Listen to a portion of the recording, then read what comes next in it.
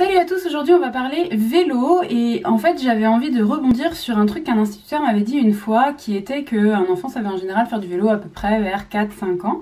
Il se trouve que les enfants sont capables de faire du vélo sans roulette beaucoup plus tôt que ça et ça je m'en suis rendu compte en fait au fur et à mesure du temps parce qu'avant j'avais moi aussi cette croyance que ça venait assez tardivement. J'avais aussi cette croyance que c'était mieux de faire un passage par les roulettes. Aujourd'hui je vais juste détailler pourquoi finalement c'est peut-être pas une si bonne idée. Donc déjà on fait pas une compète, on cherche pas à ce que son enfant soit l'enfant le plus jeune possible à faire du vélo sans roulette, c'est pas l'idée, mais c'est juste de connaître un peu ce qui est possible pour laisser son enfant tout simplement être. C'est un petit peu le principe de la motricité libre, hein, quand on ne sait pas et qu'on enferme son enfant dans un transat ou qu'on le bloc avec tout un tas de sécurité dans la maison qui font que finalement il n'explore pas, on freine un petit peu son évolution. Or le but c'est pas de chercher à le pousser à tout prix, mais c'est juste de pas le freiner. Et avec les vélos, je crois qu'on les freine quand même pas mal. Donc bon, on reprend juste les deux premiers petits points qui sont quand même importants, c'est de connaître l'aisance en motricité de son enfant. Si on a un enfant qui est très moteur, forcément le vélo il y a des chances que ce soit quelque chose pour lui d'assez facile. Si c'est un enfant qui est pas très moteur, qui marche tardivement et qui entreprend pas grand chose en motricité, peut-être que ça sera pas très facile pour lui, donc voilà, ça viendra plus tard, c'est pas grave. Et puis son centre d'intérêt du moment, parce qu'on peut très bien avoir un enfant qui est très moteur mais qui s'intéresse pas du tout au vélo, qui s'intéresse complètement à autre chose, ou un enfant qui est pas du tout moteur mais qui à ce moment-là il a décidé de s'intéresser au vélo et donc ça va venir quand même. Donc voilà, ces deux choses là vont être les paramètres sur lesquels nous on va pas jouer du tout, c'est voilà, notre enfant il est comme il est et on l'accepte.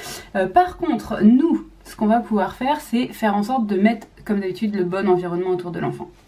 Donc, première chose, lui mettre à disposition une draisienne, parce que les draisiennes, vous savez, c'est vraiment le truc qui va leur permettre d'apprendre l'équilibre sans s'embêter avec cette histoire de pédalage. Donc voilà, maintenant tout le monde le sait, on voit des draisiennes partout, mais là où on a tendance à bugger, c'est dans le fait que on estime que cette draisienne, elle doit rester quand même assez tardivement, et moi la première, c'est vrai que je n'aurais pas forcément pensé à mettre à mon enfant un vélo à disposition s'il n'y avait pas eu celui de son grand frère. Et donc il y avait celui de son grand frère qui était là, qui était à dispo, que je trouvais trop grand, etc. Et puis parfois je disais, si tu veux, on vérifie qu'il est toujours trop grand, puis on vérifiait et c'était toujours trop grand, mais il n'y avait pas une volonté de mon deuxième à aller dessus. Et il se trouve que quand même de l'avoir à disposition, il le voyait, il avait de temps en temps envie de réessayer aussi. Bon voilà, modérément, mais du jour où lui-même il a dit qu'il voulait monter dessus, qu'il avait envie de faire du vélo, ce jour-là ça a fonctionné tout à fait. Donc du coup je pense que ce qui est important c'est qu'il y ait l'accès à la draisienne et qu'il y ait aussi l'accès au vélo pour qu'il y ait cette possibilité à l'enfant de faire le choix. Même si nous, des fois on a envie de vérifier en le mettant dessus que c'est pas encore d'actualité, ce qui est important c'est que lui à un moment il puisse décider que c'est d'actualité. Et puis oubliez cette case de roulette, elle n'est pas du tout nécessaire. Les enfants ayant appris à faire de la draisienne et ayant acquis un bon équilibre sont complètement capables ensuite d'apprendre le pédalage. Mais par contre pour ça il faut leur fournir le bon vélo, ce qui n'était pas notre cas, c'est pour ça que du coup c'est venu un petit peu plus tardivement que ce que ça aurait été sinon, et c'est pour ça que je parle de taille, d'adaptation du vélo. En fait il y a des vélos qui sont vraiment petits, qui sont des vélos 12 pouces au niveau de la taille des roues, donc c'est assez petit.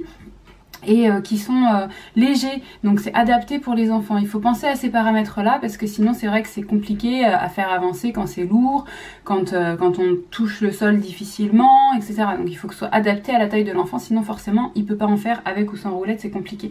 Donc pensez à certaines marques qui font des choses intéressantes comme la Puki qui fait un vélo avec un frein à rétropédalage, donc ça c'est encore autre chose, mais sur les draisiennes, le mieux c'est que l'enfant il ait le frein déjà pour qu'il apprenne à freiner. Si jamais c'est compliqué pour lui, parce qu'il est encore trop petit et qu'il n'a pas beaucoup de force dans la main, il y a aussi des vélos du coup qui sont à rétropédalage. Quand on pédale en arrière, ça permet quand même de freiner. Mais c'est un apprentissage encore, donc du coup... Voilà, est-ce que c'est une bonne ou une mauvaise chose, ça sera à vous d'évaluer, en tout cas ça existe. Et puis il y a aussi des vélos de chez Gitane que j'ai là sous les yeux, c'est pour ça que je regarde par là. Et en fait c'est des vélos qui ont pas mal d'accessoires, donc pareil, à vous de voir, est-ce que votre enfant il est intéressé par ça, ou est-ce que juste la base de vélo ça lui convient. Parfois ça peut être sympa que le vélo garde un petit aspect ludique, vraiment jeu, avec les petits paniers où mettre ses affaires, ou les petites décorations, voilà. Souvent il y a des trucs sur les vélos enfants, c'est pas pour rien, c'est parce que les enfants ils sont quand même assez attachés à ça, mais c'est pas du tout une obligation, c'est juste une possibilité. Et puis il y en avait un dernier que je voulais vous citer parce que il a je trouve un design un petit peu particulier. C'est un vélo 12 pouces de chez Peugeot que je trouve assez sympa parce qu'il est vraiment étroit en fait, il est vraiment très rapproché dans le design. Et puis il faut penser aussi à la barre centrale, si jamais elle est basse c'est quand même plus facile pour votre enfant de passer sa jambe, donc évitez un vélo avec une barre centrale haute. Regardez le poids du vélo, regardez la taille, du coup je vous conseille 12 pouces si vous voulez que votre enfant ait accès rapidement à un vélo. Et ne mettez pas de roulettes, ne mettez jamais de roulettes parce qu'une fois qu'il aura pris l'habitude de pédaler avec les roulettes, bah, il perdra tout ce qu'il avait appris avec la draisienne en termes d'équilibre. Moi c'est ce qui s'est passé pour mon premier enfant qui du coup était très à l'aise en draisienne, très à l'aise avec les roulettes et puis plus du tout à l'aise sans les roulettes. On a eu un espèce de passage... voilà, où ça a été un peu compliqué, alors que pour mon deuxième, j'ai vu que le passage draisienne à vélo était hyper simple. Donc voilà, je l'ai vu sur mon enfant, mais je l'ai pas vu que chez moi, je l'ai vu aussi autour de moi. Il y a vraiment plein d'enfants qui sont capables d'en faire, et ce dès 2 ans, et oui, même en montée, avec des vélos sans roulettes, j'ai vu des trucs hallucinants, où je me disais, mais en fait, on n'a pas du tout conscience de leur potentiel.